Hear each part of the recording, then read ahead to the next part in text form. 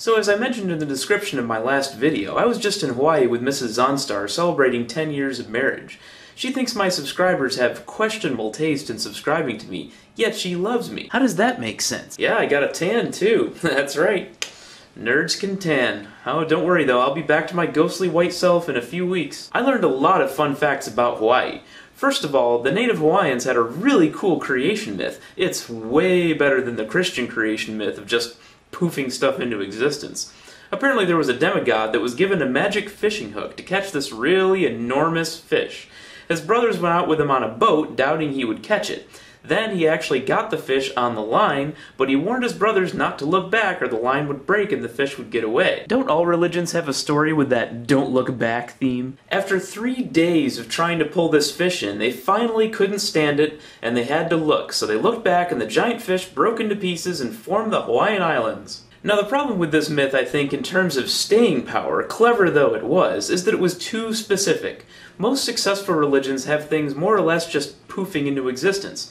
Vague creation myths always seem to win out, because they can be seen as more timeless. Myths about giant fish, or chariots carrying the sun across the sky, or the earth being held up by turtles never seem to last.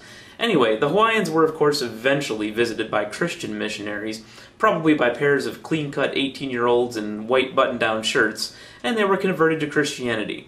The native Hawaiians actually showed great restraint to their uninvited guests, I think, but they did put up some resistance. They only cooked and ate the first few missionaries, though.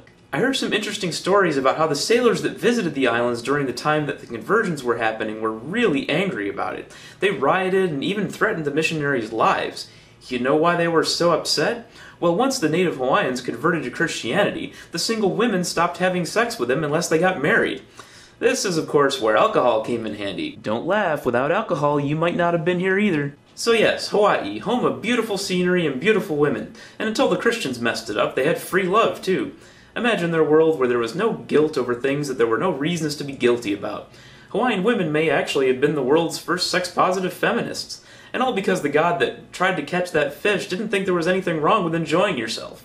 Now that's a creation myth I can get behind. Go ahead, obvious joke is obvious.